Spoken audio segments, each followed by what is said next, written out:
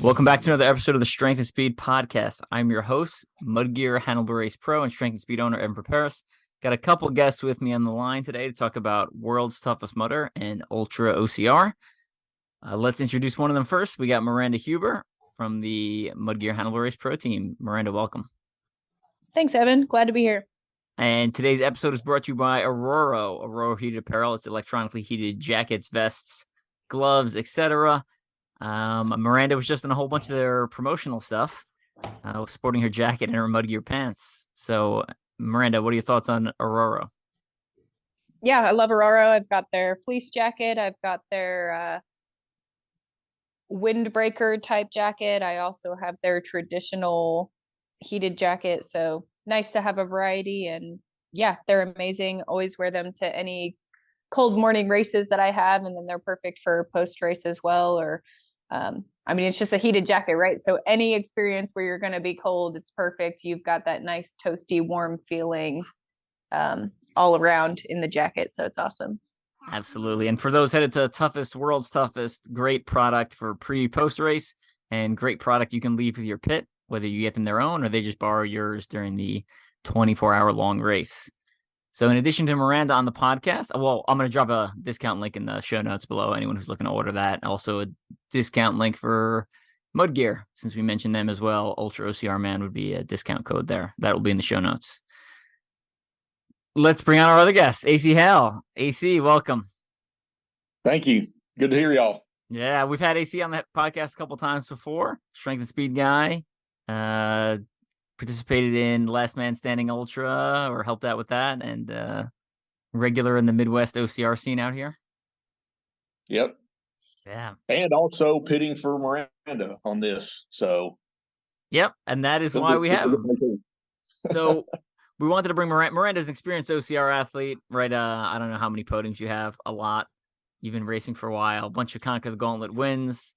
You won Conquer the Gauntlet this year. That was a big win. I think he's won one Savage race, been on the podium a couple times there, right? Yep.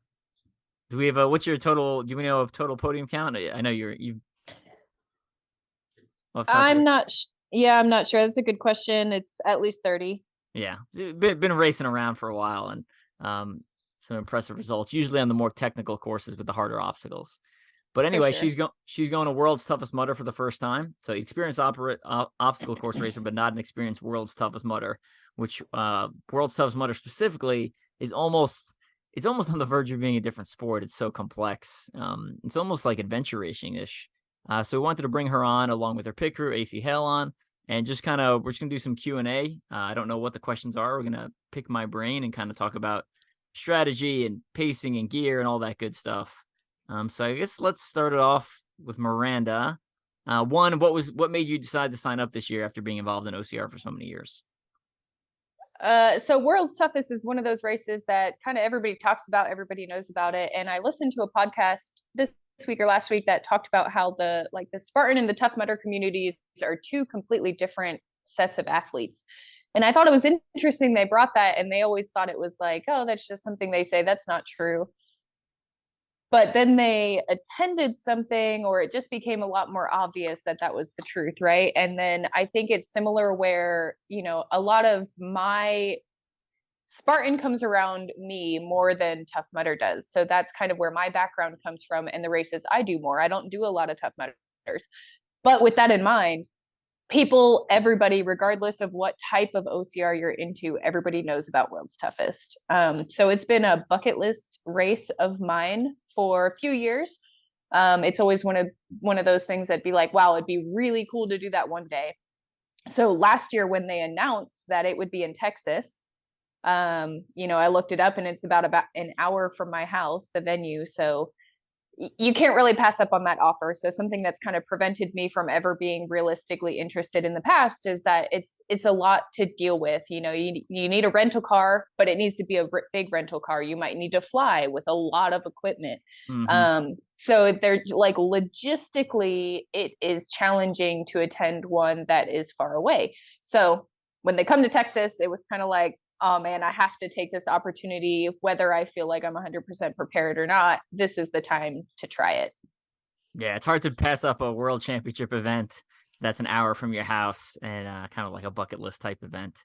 So understandable. So let's either give me some goals, or you can either that or just jump in with the questions, kind of what your concerns, expectations are going into the event. Yeah, so I have a few things to talk about. I have some ideas for where we can start, and then I do have some more specific questions. So I'll make it a little personal, but as like a starting point, my goal is about 50 miles. I have also done ultras before, so this, ultra OCR isn't brand new to me. I've also done Conquer the Gauntlet Continuum, which is a multi-lap of their course. So I've done 5 laps on a CTG course. So I'm no newbie to ultra OCR, although I've never done 24 hours. I also DNF'd a 100 miler, but I made it 70 miles and I made it 25 hours before I reached that point. So that makes me feel a little more comfortable that I have something in the background, at least, a little bit of experience for like fueling and being on my feet for that long. Now I know World's Toughest is a whole different thing as far as like going in and out of water and wearing a wetsuit, and going through obstacles is way tougher than just running for 24 hours. So a lot of my questions are kind of related to that, but I did want to talk about my goals. And I'm not trying to like selfishly make it so focused on me. I think that the goals that I have are, they're not super high. So Evan, I know your goal is typically 100 miles. And I think that who is that going to apply to? Yeah. 5% of the racing community. My goals are a lot more realistic for maybe like 60% of the people that are going to attend World's Toughest aim for 50 miles. So I think a lot of people have that goal, but I have a couple kind of smaller goals as well, or just, I can't remember how you word it in your book. So I have been reading the Ultra OCR Bible that Evan wrote. So you talk in there about the multi-leveled goals. That way, if your A goal isn't working out, you have something to kind of fall back on. So prime goal is to make it the full 24 hours. I would also like to get 50 miles, but I think regardless of mileage, I guess I made 2 different categories. I made time goals and I made distance goals. Do you do something similar? Or I guess I feel like I already know the answer to that. You're always going to do the full 24. That's never a question. Right. Yeah. For people who have never done it before, and especially if your resume is a little bit deeper for OCR than most people, but people who've never done it before, the main goal I think always should just be make it on the course all 24 hours. Don't sit in the pit for any kind of extended period of time besides changing clothes. That being said, I think you nailed it as far as like you want tiered goals. So as you start missing goals, you have things to fall back and focus on, right? So like you said, 100 miles is usually one of my goals. I also have a goal, top 5, which I think the highest placement I've got is 6th. So I also have a goal of top 10. My like kind of backup goal is like 75 miles, right? Because they're offering belt buckles for 75 this year, right? So that's on the table. So as things don't quite pan out, I just shift down, right? And if my placement's not looking too good, I switch over from overall placement and I start focusing on age group placement, right? So in 2 years ago, or I think it was, I was more concerned. I was like in the top 10. I would think I was like between 8 and 10. And I was like, I feel like I can hold it. Let me start focusing on age group placement and kind of see if I can use that age group energy and that quote unquote podium age group energy to like pull out a little bit more of a performance for myself. So yes, tiered goals. I think I answered the question in a roundabout. Yeah. So I guess I have a more specific question about that. So my concern with the different tiered goals, right? If my first goal is make it 24, second goal is make it 50, third goal is make it 30 or make it to midnight. How do you kind of prevent yourself from making your lowest level goal and then settling for that? Good question. To me, that the highest level goal is always the one I want the most. So, right. Given the opportunity between suffering and pushing a little bit further, I'm gonna choose towards the highest level goal. Usually, it's when I know something is out of reach, right? Like it's 75% of the way through the race and I'm clearly not on pace, and I'm walking at that point and I'm not on pace to hit 100 miles, right? Like, obviously that's not going to happen. Like, could I theoretically suddenly start running the last 25 miles and pull it out? I theoretically, yes. But, if you haven't walked in the last 2 laps, then you're probably not going to suddenly break into a jog for the last couple hours. So, yeah, it's a hard question. I just felt a little, it feels challenging to make that, like, setting those tiered goals, but also not really trying really hard not to allow yourself to settle for those. So yeah. And I usually, when I don't actually write them down on paper, so that might help you, or it may help some people. Okay. But in my mind, I put the hardest goal first and then stagger them the opposite way, right? So, like, podium overall, top 5 overall, 100 miles, etc. Top 10 overall, age group win, age group podium, etc. And, like, that's how I kind of list them in my mind more than it's just, if it's your first one, if you make it all 24 hours on the course, to me, that's a win regardless of how far you go, right? Because what takes most people out and what makes most people miss their goals is physically spending too much time in the pit, and if you go out there and spend all 24 hours on course moving forward, typically you will hit above 50. You just have to move forward. Can't be sitting taking 30-minute pit breaks and all that nonsense, right? Like, always move forward. If you're not moving forward, you're not gaining ground, right? For sure. Yeah. So one of the issues I had with my 100-miler attempt was I sat in the pit a long time. But that's because my feet were hurting me. But really, then you get back up and within 5 minutes, your feet are hurting again. So there's really no point. You're getting very temporary relief for no reason. And it set me behind pace, which is why I ended up dropping, is because, kind of like you were saying, by the time I hit 70, it was like, realistically, there's no way for me to hit 100. I'd have to run my next 3 laps faster than my first lap. And that's not going to happen. Right. So that's my goal, is to, not sit down. I don't want to sit down. I'm hoping AC will push me. That's going to be his job, try not to sit down unless I'm, if I'm eating or like a big meal or it's a changing wetsuit or something like that, then, there's a couple like leeways to that. But yeah, so mileage goal is kind of like, I don't really care too much about mileage since I've not hit anything like that, and I'm not going to PR my distance altogether. But yeah, I do want to go the full 24 hours. Kind of another goal is to count as a finisher, you have to finish a lap after 7 a.m. Right. But that means that you could walk across the line at 7:01.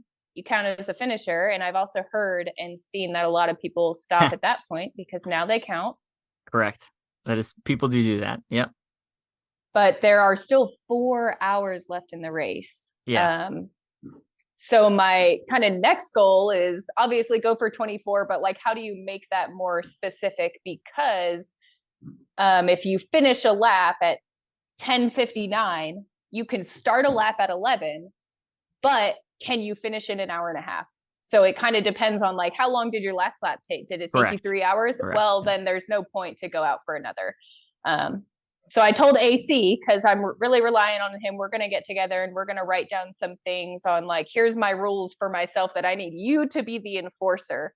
And that's kind of one of the reasons I picked him, is because I know he'll be able to kind of push me at the right level. But I would like to do a lap after 7 a.m. So that's kind of my next goal, to be a little more specific. Finish a lap after, then go out for one more.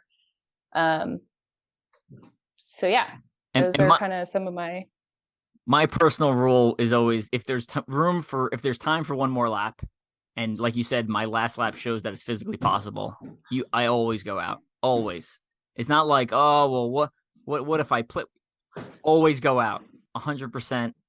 You take the decision out of your hands, right? Because if I go in there like, oh, well, maybe I'll do another one and maybe it'll move me up a placement, maybe it won't, the answer is going to be no, because after running for 20 plus hours, you're not like, what we should do? Run a 5-mile Tough Mudder. No one's like, that's a great idea. So make that decision ahead of time. Tell your pit crew now, and stick to that plan, right? Like, it's not an option at that point. It's you have to go back out. And I know like one of our teammates, Jenny, ended up not going back out for a lap in what was it, Minnesota, and dropped went from first to third because the two girls made it with, I mean, they crossed the finish line, I think, with like less than 5 minutes before the buzzer. So, Dang. Yeah. So I've had that happen at kind of something similar happened at Conquer the Gauntlet Continuum, where there was kind of, I think there were like 10 more minutes to start another lap or something. And there was a girl, it was Lisa Nondorf was closely behind me. And actually, maybe there were 30 minutes left to start a lap and I really didn't want to. And I was like, oh, well, how does she look? Like, do you think she's going to do another lap? And I was kind of waiting to decide based on like what feedback I got from her experience on the course. And they were like, she says she's going. So I just went. But it's like, you're not going to know what the competition's going to do. So if you have time, just do it. So that was kind of a good experience for me, is that you're never going to want to, you just have to. And no one wants to hear in the post-race Facebook comments like, oh, I did 65, but I could have done 70. It's like, well, then you couldn't have done 70 because you didn't, right? Like, right. Yeah. No, I could have. Mental ability, mental strength is part of getting the mileage, right? Just because you physically had more time to do more mileage, if you don't go back out, that doesn't count. You can't claim that, right? It's like claiming penalty miles. Like no one cares how many penalty miles you ran. It's not like I did, 60 miles plus 10 penalty miles. It's like, well, then you should be better at obstacles. That's part of the sport. It's part of ultra distance obstacle course racing. Like no one, that's your burden for failing obstacles. So, etc. All right. Keep moving. Let's keep on trucking. And ACA, if you have any questions as a member of the pit crew, feel free to jump in. I've got one. So, Evan, does your crew, do they know what your goals are before you go into it? I mean, you said you don't write them down, but do you tell them? No, not necessarily, because it's usually my dad, and he's been with me for so long. He knows what my goals are, right? Like he knows I'm trying to win / podium / top 10 / top 5, and I'm trying to get a PR on mileage, whatever that may be, right? So 90 is my personal PR as an individual, and I've hit that 4 times, so he knows that. Okay. And the first year I had to be like, the very first year we did it, I was like, hey, if I'm feeling sorry for myself, like tell me to get back out there. And later my dad was like, I don't think I could have. He's like, I don't know if I could tell him that. But that was it was just I was delving into unknown territory there, so I wasn't sure what my mental state would be at. But now that we've been racing together for long enough, he knows. I mean, yeah, it's most of it's not a decision. I just go until my body shuts down or I run out of time. Yeah, and I think that's kind of similar to where Miranda and I are going to be at, because I pit for that 100-miler where she, stopped at 70. And that was really the first time we'd ever spent any amount of time together. So, it was hard to, do I show tough love and make her get out there? Or, I didn't know what she needed. And now, we've been friends for a few years since then. So now I think we both have enough relational rapport with each other that if she wants to start barking at me and cussing at me and being mean, it's not going to hurt my feelings. And at the same time, I feel like I can push her a little bit, more than I probably could have back then. So it's probably going to be real helpful.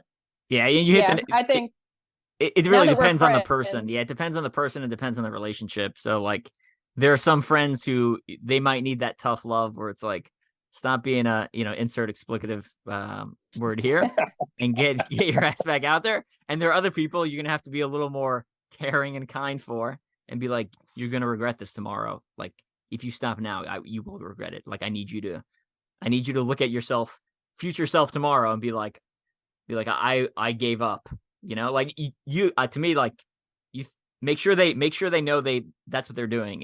If you're a pit crew and your person wants to stop, be like, you're quitting. You understand that? Are you quitting? Like they need to say that out loud to be like, I'm quitting. So it's not like, oh, well, again, I could have done more. No, you couldn't have because you didn't. So.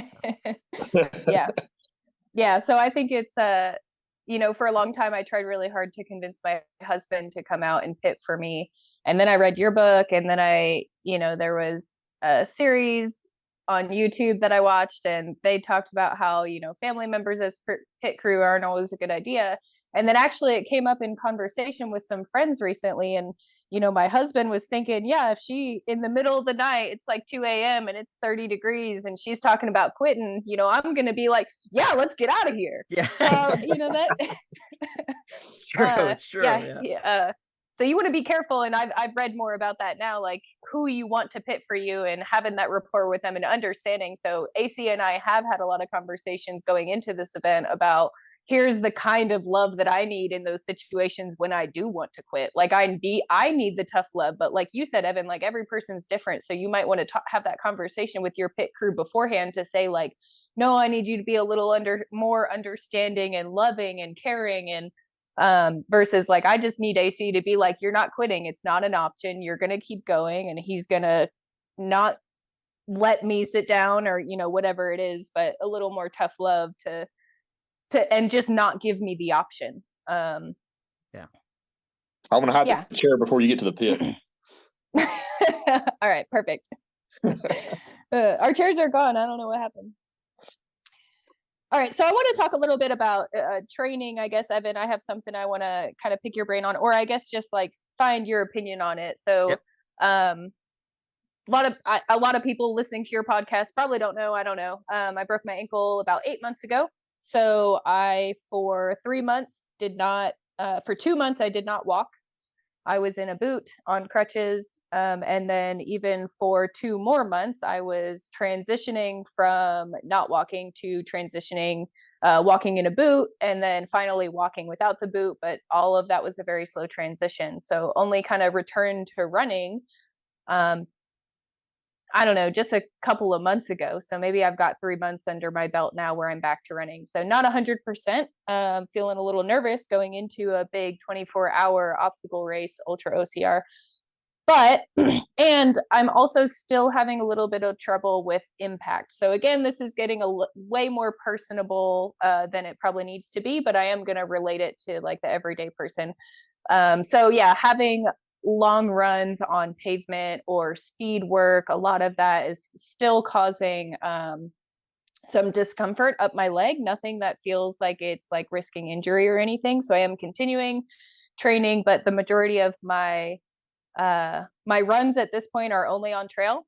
My leg really can't handle any pavement, and not really doing much treadmill work either. But I work from home 50% of the time. So 2 days at the office and 2 days at home.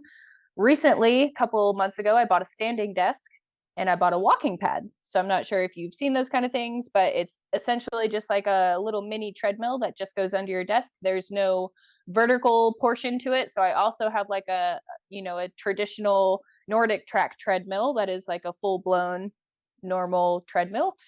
So this walking pad is a lot smaller profile than that. When I'm not using it, I just slide it under my bed. So because I'm having trouble getting that kind of impact training on like just traditional running, I'm doing a lot of walking. So last week, one day I walked 7 hours while I was working. So I guess I just wanted to like pick your brain on that. And also we talked about my goal is 50 miles, right? So you can do 50 miles. That's an average of 3 miles per hour if you don't spend any time in the pit. So that's a walking pace. So again, kind of like you said, Evan, that's an easily obtainable goal if you just keep moving.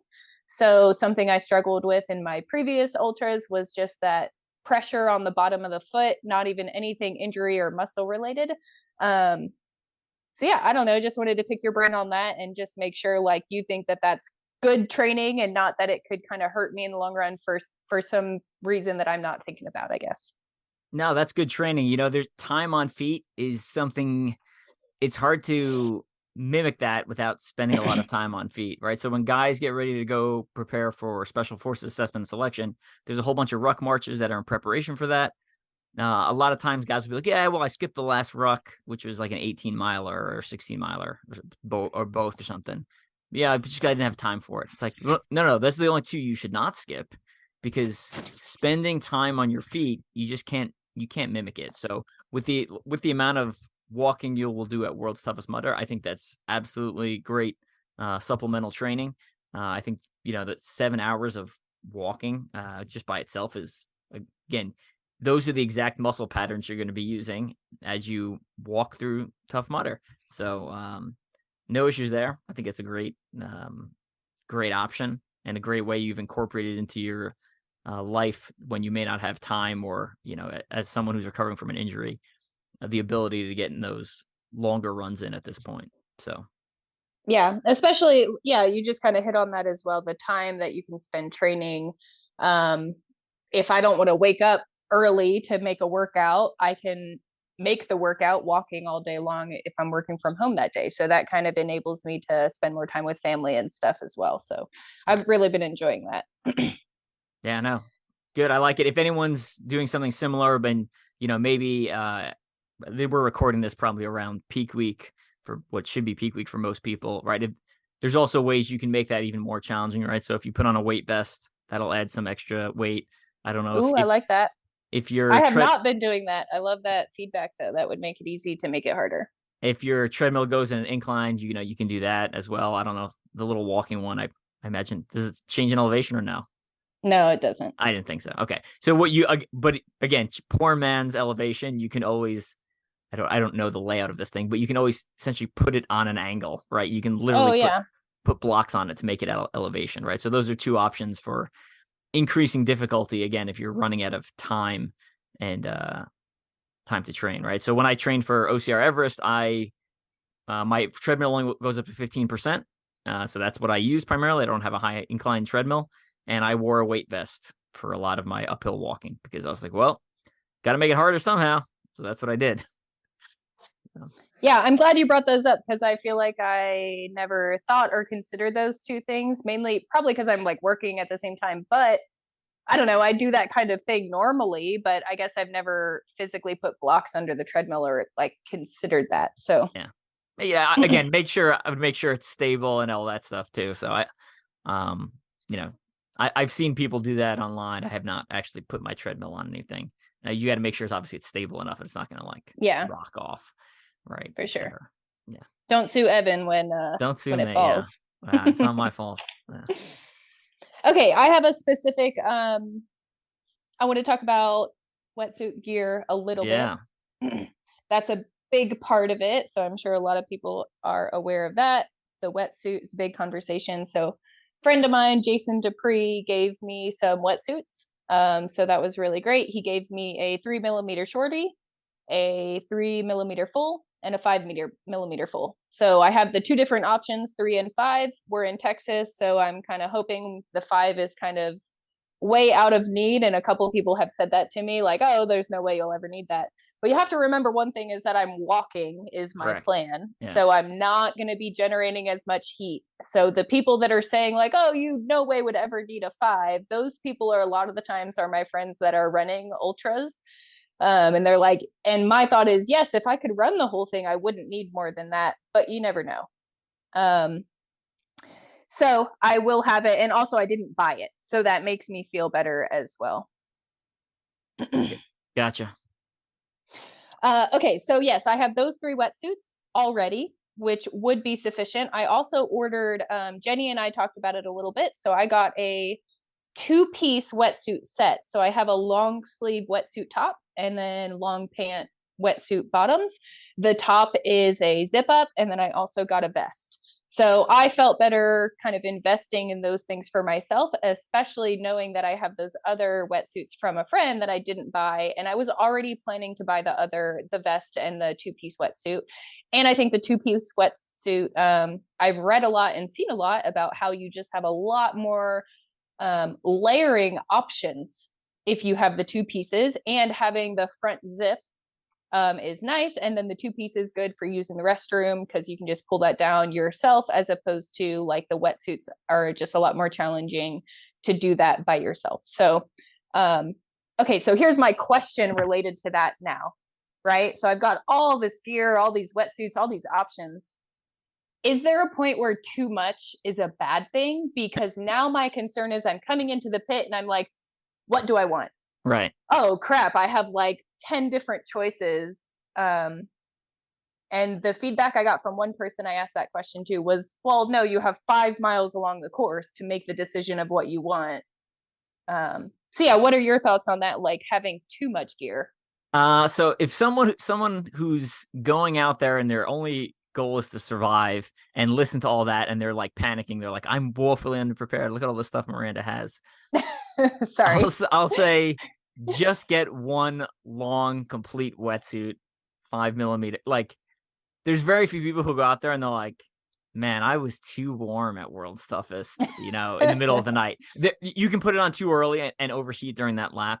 But usually, there's the people who are when you get into that walking pace where you're walking the entire time and you're doing all the water obstacles, that's 3mm, 5mm. I would argue there's probably not that much of a difference.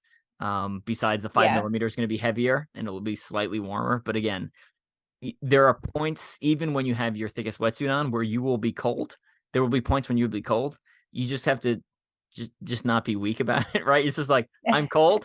I will move a little more aggressively and I will warm up, or as the water dries off, I will warm up and I will be fine. It is not a life-threatening injury, or I'm not on the verge of hypothermia at this point. As someone who's competitive, I think having those options is really great. It allows you to like really fine-tune things. That being said, if you're not going to be running a lot of it, I think a lot of those options end up becoming pretty unnecessary. Like you'll go from like, I'm cold, all right, let me put on a neoprene top, and then you'll be like, okay, now I'm really cold. Like I'll just put on the full wetsuit. So I think when we can talk after the race, but I think you'll end up jumping over a lot of those options where you'll go from like neoprene top to like full wetsuit, right? Personally, that a lot of times I do shirtless, I do a Neptune shirt for a lap, and then I start blade running at that point where I start getting like uncomfortably cold, and people are like, are you sure you're not gonna have to go to the hospital? Where I'll put on like the shorty for a lap, or I'll put on like a neoprene top for a lap, and then the shorty for a lap, and then switch into my full. To me, those intermediate steps allow you to squeeze out another lap running. But if you're not running, having a swim run wetsuit to me is like it's almost not worth it, right? Because by the time you need that, if you're not running, you're going to be too cold anyway. So it does give you a lot of options. I would make sure in my book, I recommend, I know you didn't buy these, but I try to recommend buying different color things. So when you tell your pit crew that you want the green wetsuit, there's no doubt in their mind, which is like my green wetsuit's a swim run one, as opposed to them like digging out multiple wetsuits and then they're holding like 5 black wetsuits up of varying thickness and varying sizes and lengths. And, the swim run goes on with the zipper up front, and the most wetsuits go on with the zipper up back. So you don't get confused in the middle of the race. That's good feedback. Make sure your pit crew knows what the equipment is, primarily for the wetsuits, because those will be like mine are on hangers, which I think I'm going to keep them in that way. But yeah, make sure AC knows which one is which. Yeah. So yeah, I'm not, like I said, I was already planning to buy the 2-piece wetsuit and the vest, so I just bought it anyways, even though a friend gave me some. So the things that he gave me were essentially just a bonus. But you brought up how like people are concerned for you for how cold you are, kind of pretty early on. And I watched the 2021 MudGear video of World's Toughest. I watched that last week, and you were still out there shirtless. Well, there were other people in the video in full blown, probably 5mm wetsuits, and you're like going through obstacles next to them shirtless. Yeah. So that kind of cracked me up. But yeah, I mean, it depends on the speed, how much body heat you're developing. And then that was like, you talked about how you're adding a layer each time or adding a different piece of gear. And I had that thought as well, which is why I still wanted the 2-piece. So if I could just grab the top real quick and even just run one lap with that, makes it a little bit easier. So yeah, cool. If you're cold, like if you're out there and you're cold you won't go into hypothermia being cold for a single lap. If you're moving at a decent pace, I'll say that, right? So obviously every person's gonna have to make their own decision. I'll tell you again from personal experience. I started Ranger School in March in 2000, way back 5 here, and I remember shaking the entire night, like, because I was cold and we weren't moving. We were just sitting in a patrol base in the woods, right? And I remember shaking. So like I don't want to encourage people to get cold weather injuries, but there's a line with like, hey, I'm uncomfortable and I'm cold. And then there's this big gap. And then there's like, I have hypothermia. I need to go see the medic. Right. And there's this big gray area in between. And you can operate in that gray area for a fairly long time before you have to go see the medic and actually get pulled from the course. So Yeah. For those who are competitive and like riding that line, which I do, that is what I do. Again, I caveat that with, you're an adult, you have to make your own decisions and, be smart for what you think your body is capable of handling. So good feedback. Yeah. Okay. So on the kind of on the wetsuit topic, I don't know. So Evan, I know you do not wear typically, from what I've seen in some videos recently, you don't wear something over your wetsuit, but I will see a lot of probably more so open waivers wear windbreaker type pants and or shirts over top of their wetsuit. And Jason Rulo talked about it in his series as well, that if you have that extra layer on the outside, you're getting that, keeping that warmth inside.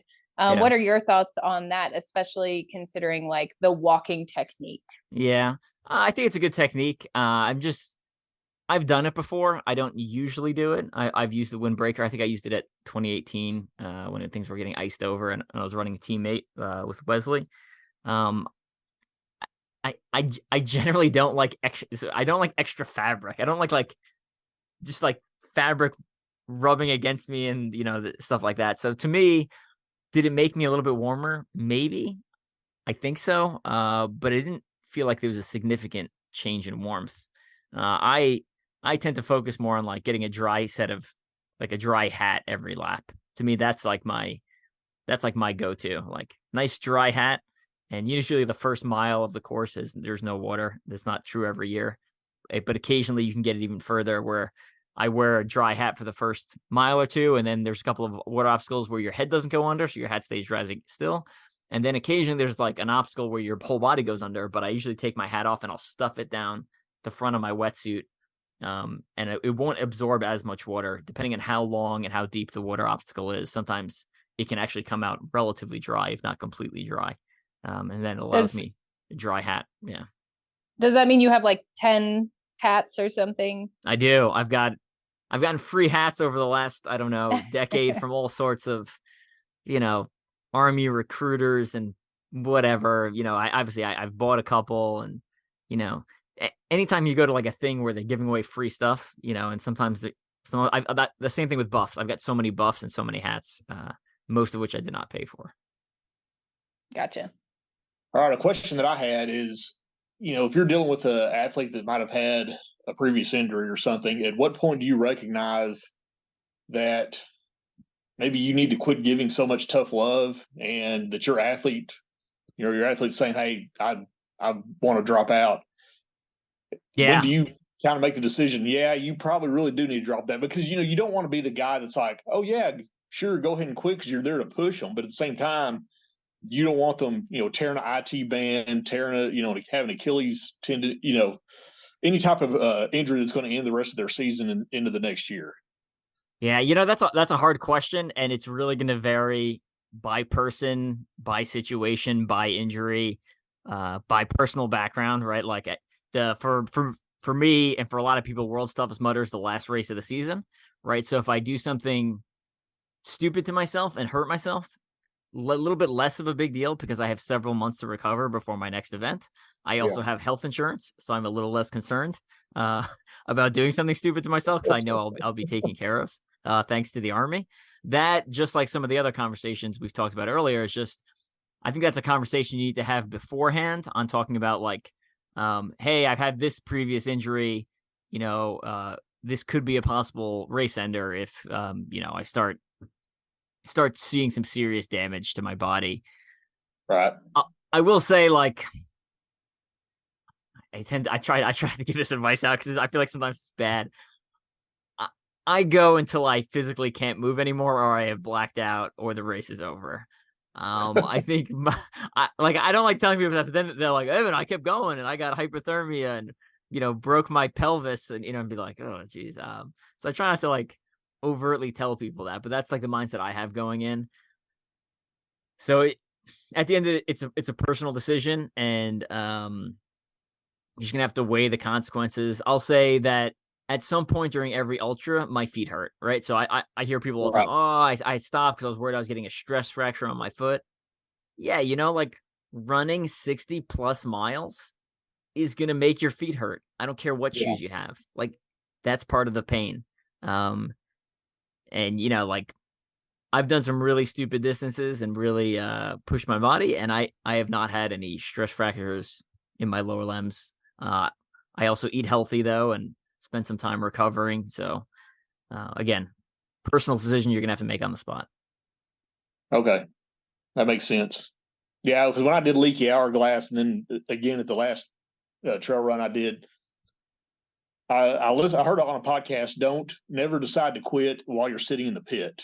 Always decide that out on the trail. But out at Leaky, I got to the point where I physically could not run. My interior groin muscles were Yeah, cramping up, and I knew I was done. And of course, then I didn't make the time cut off, and that was the end of the race. But that was a decision. I basically ran until I couldn't, and I did not.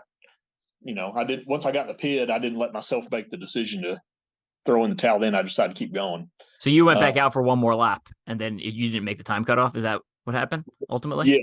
Yeah.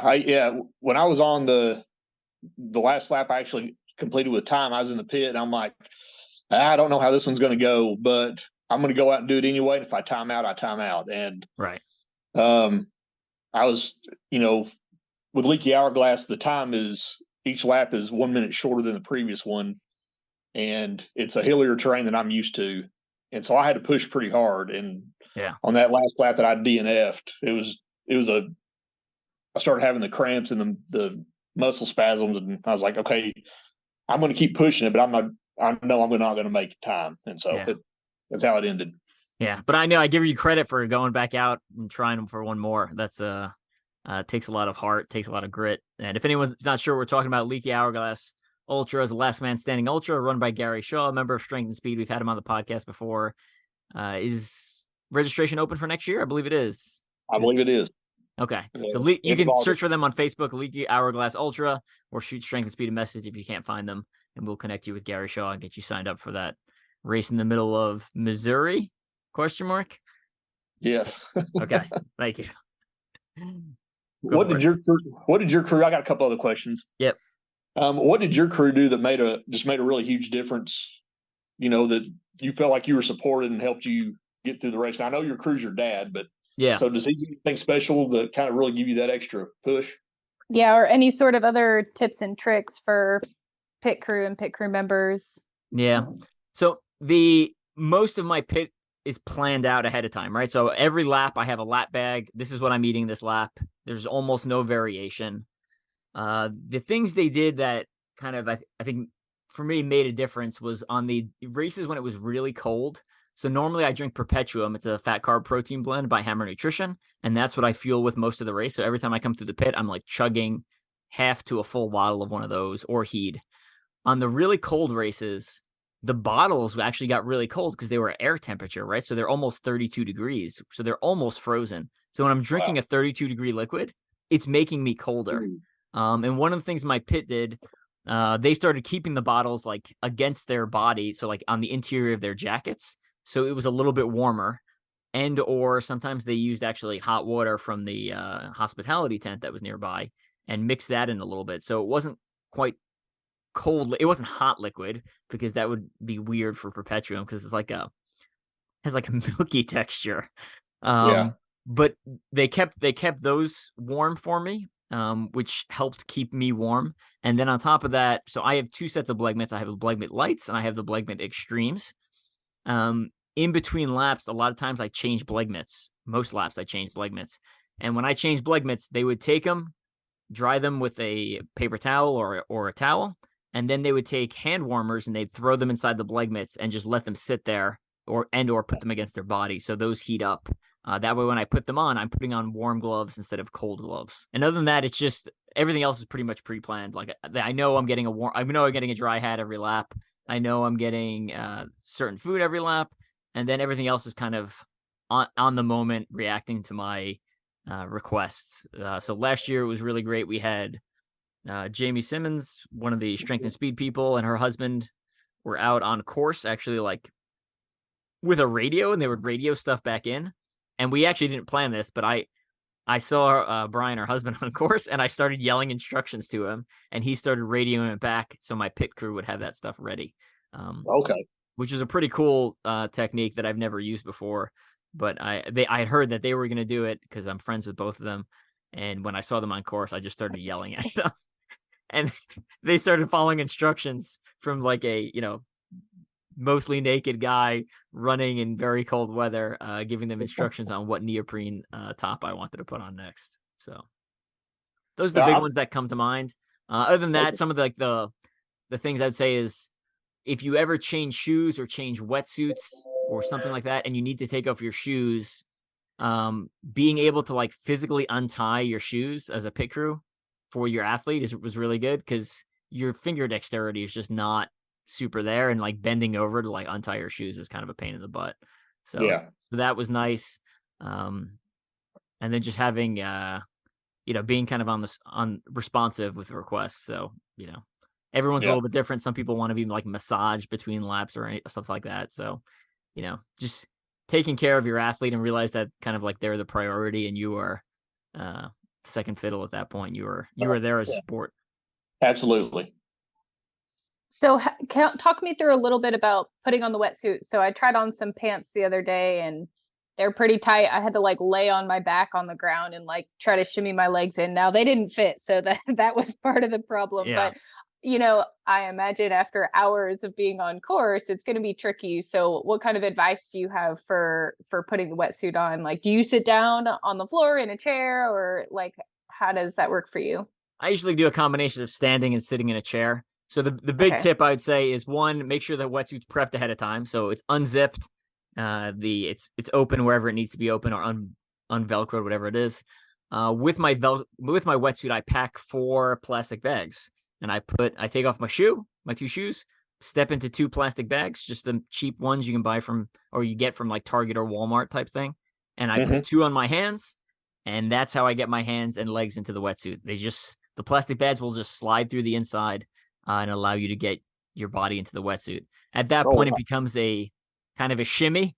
Like people are pulling on the wetsuit and you're kind of jumping around, shaking until you can get it all the way on. With it being wet, you tend to stick to it a little bit more, which is why the plastic bags help. But at some point, it's just a lot of like pulling and tugging until you get the zipper all the way up. Okay. The plastic bag thing is money, though. I swear by that 100%. If you're not doing that, you're missing out on. I mean, you're exerting way more effort than you need to. And sometimes the plastic bags will, like, I've ripped part of them, and like I think part of them has been hanging out at the bottom of my wetsuit, or sometimes you rip them when you pull them out. It's fine. It'll either be stuck on the inside of your wetsuit, or it'll be gone. So. Okay, so I don't have a specific question about the lap box, but I wouldn't mind elaboration, and I feel like people should hear, because I've read your book, so I know about your lap box, and I think it'd be good for you to highlight that just for the podcast. Yeah, no, good one. I don't think I've ever talked about it on the podcast, so that's a good one. So lap box, I bring my food in a plastic container. That's what has all my powders and gels and stuff like that, and everything's zip locked into baggies. They're organized. Once I get to the race, all that stuff is taken out, and now I have an empty plastic box that sits right outside the tent. So whenever I come in for a clothing change, etc., anything I take off, I put into that lap box. So my headlamp goes in there, my bib will go in there. If I'm changing, like sometimes like the watch won't fit through the wetsuit, or sometimes I'm changing watches. I typically have to change watch once in the middle of the night because I don't have a 24-hour continuous run battery. That goes into the lap box, put on the wetsuit, and then the lap box has to be empty before you step on the course. So you know you're getting your watch back, you're getting your headlamp back, you're getting your tail blinker, you're getting your bib, and most importantly, you're getting your timing chip back. You 100% know, because everything that goes into that box comes out of that box. So when you leave, that box is completely empty. And I know that because from personal experience, I started a lap once without my timing chip into my very first race, and had to run back for it. I know Jenny did the same thing in last year, And they were like, you can't go back for it. You have to complete the lap, which makes literally no sense because essentially you're technically still in the pit. But that's what the person told her, whatever race official. So she had to follow the race official's instructions. So she ended up doing she did 90 miles last year. She did 95 miles, according to her GPS watch, though. Yeah. So elaborate on that, or so they did a podcast after that, or there was some sort of interview or something. And the rule was you have to be walking along the course path 100% of the time. So by the time Jenny had realized or asked about the timing chip being missing, they had told her the only way to go back was along the course. So she could choose to go backwards or forwards. But at that point, she was already more than halfway. So it just made sense to continue forward. Gotcha. So I guess the main complaint was like she couldn't cut through just like the spectator loop. Gotcha. Yeah. So that was kind of the crummy part, that like you're not even officially on the course and you can't take a shortcut, but that would look no different than an athlete with a timing chip, cutting through the middle of the course. So, but yeah, so they had talked about that a little bit. Gotcha. Okay, so I'm trying to make what would I call this? A pace and time calculator. So I did this for a couple of my ultras to see where I was on track, or, if you're trying to aim for a PR, especially for like a looped course, it's pretty easy to know if you're on pace or if you're behind. So I'm sure this is a pretty standard thing that most people do. Do you have some sort of format that you follow? And is that something that you'd be willing to like share with the community? I've tried it before. For World's Toughest, it becomes really messy really quickly because, the first couple of laps, most of the obstacles are not open, and then obstacles open slowly, and then eventually all the obstacles open, and then it changes again once you put on a wetsuit. Your pace is going to slow when you put on a wetsuit, right? So your pacing effort for the same, even if you were running dead even splits pre and post wetsuit, the amount of effort you're exerting post wetsuit will be higher. That being said, we found from talking to people, Jason Rulo and I can't remember. I don't know if Jason came up with it or I came up with it and borrowed it from Jason. From talking to people, we found out that like what you've done at about 10 hours, if you double that, that's about where you are when you finish the race. So if you hit, 40 miles in the first 10 hours, then at 24 hours, you will likely be at 80. So I use the 10-hour mark as like my first kind of real checkpoint for like, hey, here's what I'm currently at. Here's what I think is a possible finishing point. Obviously, that means you have to stay on course the whole time. You have to keep moving forward the whole time. And then on top of that, it's not even always good to be like, well, I'm just going to run a very evenly effort-paced race, because there's certain benefits to going a little bit faster in the beginning, unlike a normal ultra. Like going in a normal ultra and being like, well, I'm going to run faster at the beginning is like, that's not really good advice. But for a World's Toughest Mudder where the obstacles are opening slowly, like if I run a little, staying well within my aerobic threshold, if I run a little bit faster, then yeah, I'm going to be able to pass a couple more obstacles that I may not be able to pass, and that saves a couple minutes. So bottom line, I use the 10-hour mark as my first kind of like checkpoint to kind of just see where I'm at. And I honestly run for the first 10 hours. I'm just running whatever feels comfortable. So if it's a lot of hilly, maybe I'm walking a lot more than I would be normally. And if it's mostly flat, then maybe I'm just kind of cruising. At that 10-hour mark, I take note of where I am. And then kind of from that point forward, I look at how many obstacles are open, or I make sure all the obstacles are open, and I start paying attention to my lap times. Hey, here's what I got at this time. Here's on the next lap. Here's what I got on the next lap. And then I basically use that as my benchmark to compare myself to myself. So I'm a little less concerned about what other people are doing and more concerned about, all right, if I did the last lap in an hour 35, what was the next lap in? Was an hour 36? Okay, I slowed down a little bit. Hour 34? Okay, I improved a little bit, and I kind of monitor based off that. And that way I'm basically, for most of the race, I'm pacing off myself, kind of racing myself. And then really only those last couple hours at that point, am I like, okay, what's my placement? What's my age group placement? And then we start pushing it and seeing where I can go and try to make up some ground. And, you use some caffeine. Again, caffeine, proven performance enhancing thing, right? Like it works. It reduces rate of perceived exertion. So I try to save that for the second half of the race. So I will not take caffeine before the 12-hour mark.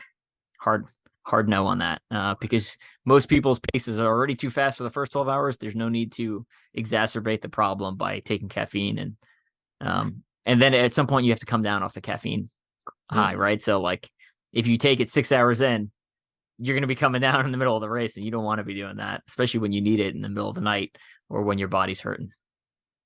Yeah, that makes sense. Okay, so I feel like you're saying you don't really worry about a pace calculation beforehand. You're more so just going into it with do what I can, be comfortable, run comfortably, and then from there just kind of push the pace to what you feel. I don't know. You're just listening to your body. You're not really doing a whole lot of like analysis into like where you are or what you can get. You're just trying to give it your all every loop. Yeah. And I know going in, I'll do the math to be like 100-mile pace equals this, this hour, this how many minute and hour lap or hour and minute laps. A 75-mile pace equals this, hour minute laps, just so I have those numbers in my head. As my pace starts slowing and being like, okay, well now as I slow down, I would need to have banked X amount of time to be able to maintain that pace. But so you talk about like how your pace is going to slow down and the pit times, and like I understand all that can make it really complex and difficult to prepare for things. And what's funny is AC, you and I have talked about this before. AC and I both use a lot of Excel, so sometimes we nerd out about silly formulas and things. So when I did my last ultra and I was trying to PR, I did the same course more than once. So I looked at like my previous year's time and laps, and I said, okay, my first lap was a 10.5 minute pace. And then my next lap was 13.5 minute pace. And then my third lap was 14-minute pace. So I kind of plugged those numbers into the loops. And then I looked at my pit times. I calculated all those. So like I did gauge, or like I already accounted for like slowing down. But just to kind of see like where should I be at certain times, because for me, I feel like that'll give me that extra push. Like if I'm in the pit at whatever time it is, right? And it's like, hey, you're falling off. You're like 3 minutes shy of your 50-minute goal, which already accounts for you going slower from here on out. But that would help me maybe be a little more motivated to like, hey, if you do a quick pit this time, you're back on track. Right.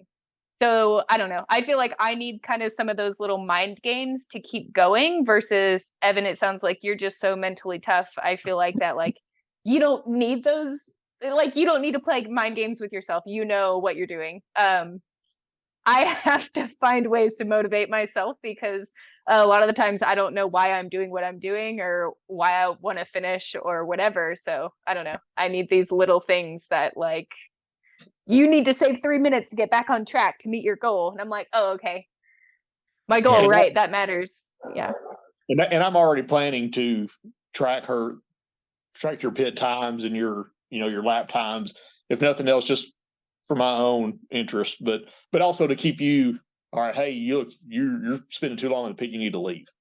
So at the end of the day, what we were talking about this at work for random military schools, but in the middle of the race, you will hit a point where you're like, this is a terrible idea. This was stupid. I don't know why I'm doing this.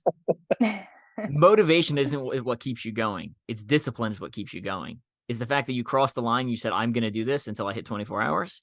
That the discipline is what people need. And that's what can bring you to the end. It's not like, you're not going to be like, oh man, that orange headband is going to be so good, or the black headband is what they typically give out for the 24-hour. They usually give orange for people who don't do the full 24.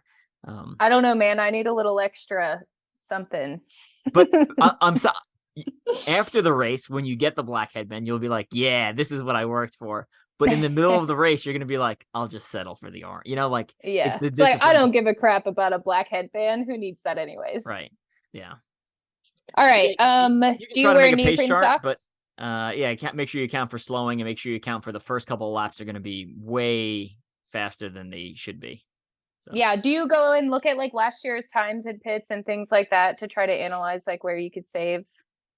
No, Or I guess that's what I would plan to do is like look at last year's. It's really cool how they have like the pit times and the lap times all segregated. So maybe look at some athletes that did 50 miles and compare them to see like, okay, what were their paces like at the start versus halfway versus at the end, to use that to try to gauge approximately where I should be. I have not done that. What I do know is like I know the guys who generally finish around my placement, a plus or minus a couple spots. And if I'm ahead of people who normally are finishing on the podium, I'm like, well, I am going too fast. I'm going to slow down, even if I don't feel like I will purposely slow down so I'm behind them, even if it's only like 50 feet. I was like, I'll just slow down because I'm going too fast. And so I do pace off of other people based off of kind of where they're at. And then for pit times, my pit times are as short as I physically can make them. Your pits are like 2 minutes. I looked at your times last year. They're insane. And that includes like the 100-meter walk from start to finish. Yeah. Right. Okay, So that's like what I'm actually standing next to my dad and my pit crew for 10 to 30 seconds at most. Like it may even be shorter. I don't know. I go get what I need, exchange what I need, switch headlamps or whatever, and then I'm back out. And I have two sets of headlamps. So I literally give them the old one with the old batteries, and I grab the new one and put it on my head. Right. So I'm not changing batteries right there. The batteries have been changed before I got there. And you do that every loop. You switch your headlamp. Correct. And with fresh batteries. Correct. Because if I've spent a couple $100 to get to the race, hotels, race entry, gear, what's another $5 for excuse my bad language. What's another $10 for batteries? You know, you're like, is this really the point you're going to choose to save money on the batteries? When your headlamp is dimmer, you will subconsciously take smaller steps, which means you are moving at a slower pace, which means you are not extending your stride appropriately. When your headlamp's brighter, you are confident, you know where your foot's going, you know there's going to be solid ground there, so you will take bigger, more confident strides.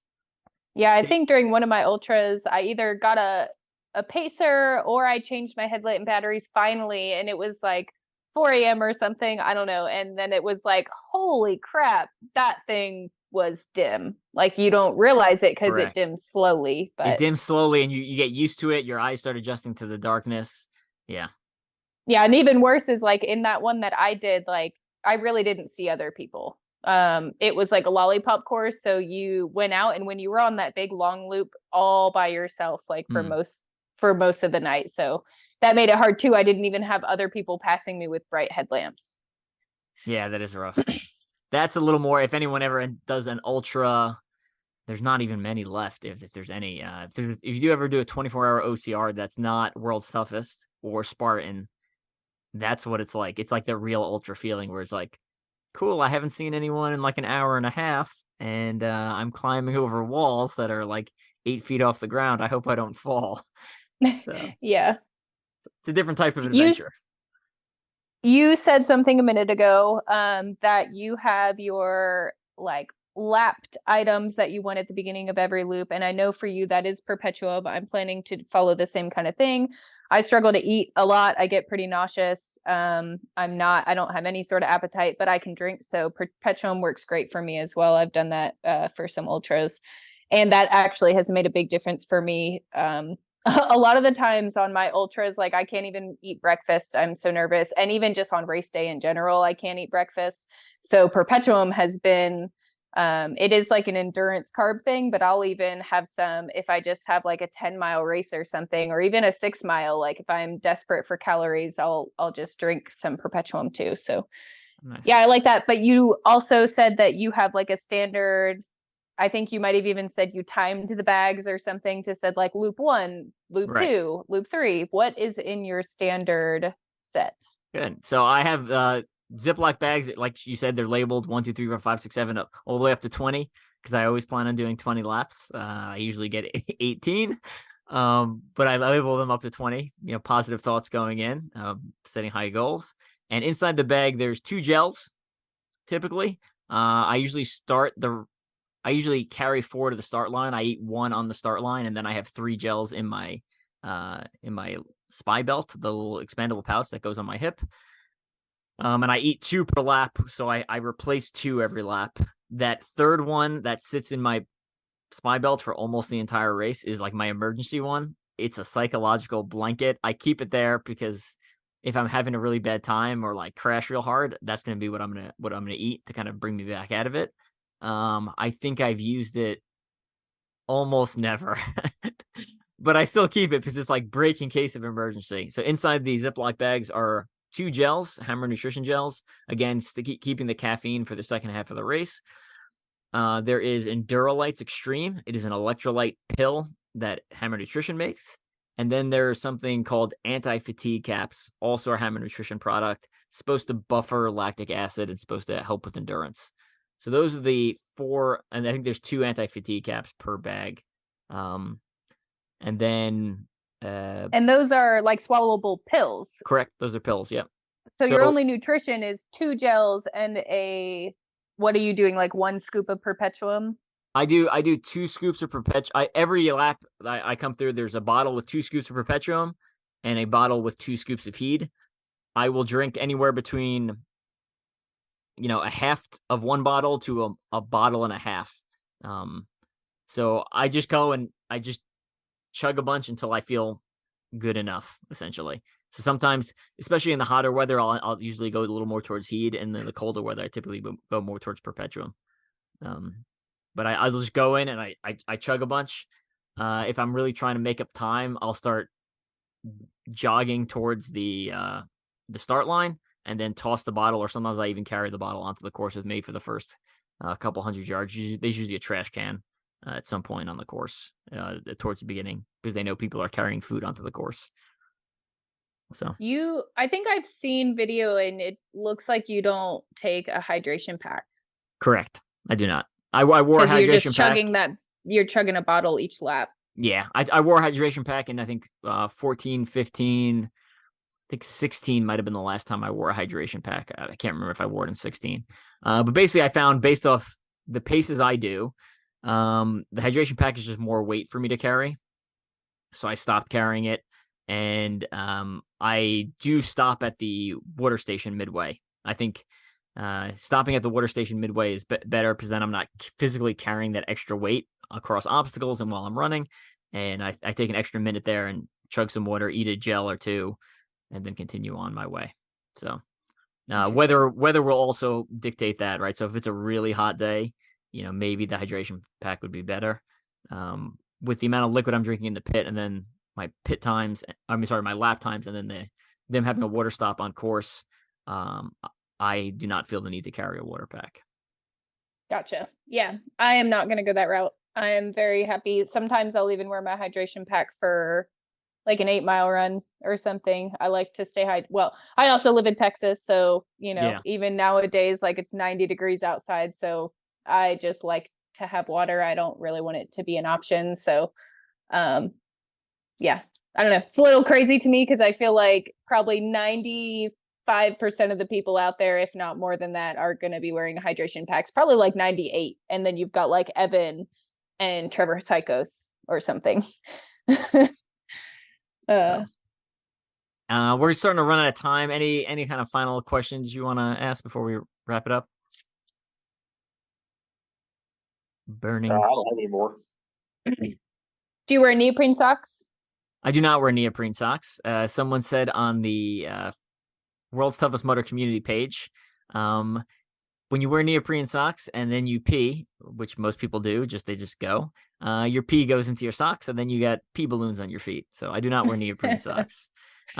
I've worn them before in the past. I just don't think I think marginally keep my feet warmer, and they are heavy and they add more weight to the distal end, which is the far end of your body, which is more costly for energy production.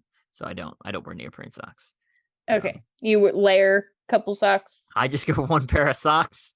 Oh my gosh. You just have freezing toe. You have numb toes the whole time. Pretty much. Yeah. So my fingertips and toe tips will typically go numb for anywhere between a day to several weeks after the race. I have not done permanent damage that I'm aware of. And I don't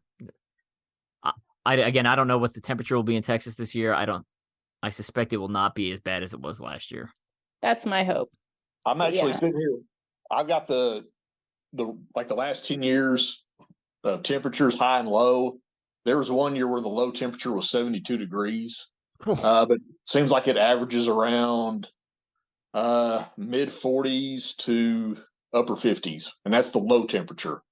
Okay. So you're talking about a high temperature of anywhere from the upper 70s to lower 60s. Yeah. The hardest part, like last year was hard because the weather kept changing. So you couldn't kind of stick with the same outfit. You had to constantly adjust. So to me, last year, even though it got a little bit colder in Atlanta that one year, to me, last year was one of the harder temperature year wise, just because of the constant change. And the temperature differentiation between day and night will also affect how people feel, right? If it's really hot during the day and then it drops a lot at night, it's going to make you feel colder than it is if it, was 65 degrees during the day and then it dropped to 60 at night. It's not going to feel, the change won't feel as drastic to your body. All right, I think that pretty much covers my main questions.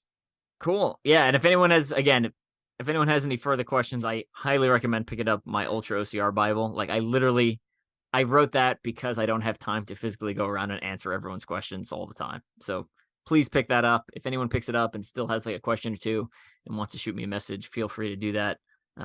If you want like constant consultation, I do that for some people. I do charge a little bit of money for that because I just don't have that much time in the day to do stuff like that. But that is also available if you're someone who wants like constant feedback and has a lot of questions specifically that you feel like the book's not answering, but your personal situation requires more attention. So yeah, we covered a lot of stuff that was in your book, and like I asked a lot of questions that kind of already were in there, but it's always nice to have that verbal conversation. Like you can elaborate a little bit more. So yeah, absolutely. So cool. We're gonna get going. Any final shout outs you want to give? Start off with AC. Just shout out to Strength and Speed, KCOCR. Everybody who Mythic Race in April, and the absolute last Conquer the Gauntlet in September. Good ones. Come out to Tulsa if anyone wants to experience Conquer the Gauntlet and have their one more shot at Pegatron. I have a lot of people that are saying they want to try it. Hardest obstacle in OCR. Yep. Miranda. MudGear-Hannibal race. Evan, I want to shout you out. You're always leading our team. You do a lot for the team behind the scenes, so I appreciate that. Thanks for having me on the podcast. We've got a lot of sponsors. I can't remember them all. I know we've got why is the only one I can think of like Fat Grips? It's good. We don't shout them out enough anyway. Yeah, we really don't. But yeah, Rock Tape, I use their stuff a lot. Aurora. Oh yeah, I use MudGear. their jackets all the time. Yep. Yeah. OCR Buddy, Obstacle Running Adventures, Blegmit, Strength and Speed, Volition Chiropractic, Juice Performer. I think those are the ones off the top of my head I can think of. I'm looking at an old jersey in my office. Yeah. Thank you, Evan. So this year actually was a little bit lighter on the sponsor year. I just a lot of busy, didn't quite have as much time to reach out to people. Hopefully to pick it up next year. All right. Hey, real quick, let's close out with, are you going to World's Toughest Mudder this year? Me? Of course. All right. Just checking. I hadn't actually asked you that. So this might be my final year as an individual. I'm not sure. Or at least like my final competitive elite year as an individual. We'll kind of see. Changing career paths next year, and I'll be living on the East Coast. So a whole lot of changes. So I just don't know how much time I will be willing to put into endurance obstacle course racing at that point. And I feel like by next year, I've hit most of my major goals for racing. And not that I'm going to retire, but I will drastically dial the amount of races I do back. So speaking of races and not dialing back, have you heard about the Saudi Arabia Tough Mudder Infinity? Briefly, I saw that Chris Rogowski posted about going, and then finally committed to World's Toughest Mudder again. So yeah, that's exciting. I think I saw Rylan Shadegg signed up. So we've already got some big names going there. So that'll be exciting to watch. I hope they have some good live coverage. Yeah, so it should be the biggest prize purse in OCR history ever, and guaranteed prize purse, not like, hey, if someone does X, Y, or Z, we'll give you $1 billion. It's like, here's what we're giving for first, second, third, fourth, fifth, sixth, etc. So it should be a really cool event. I'm sure it'll bring out some great European racers. You'll see some Middle Eastern racers. You'll see American racers. It should feel like OCR in its heyday of popularity again. So I'm excited for it. I'm currently planning on going out, although I have not actually committed anything at this point, but I'm currently planning on attending. So cool. Yeah. Love to see you compete out there. Yeah. All right. We're going to take off. Thanks again for coming on, and we will see you in a couple weeks. Thanks, Evan. See you there. Thanks.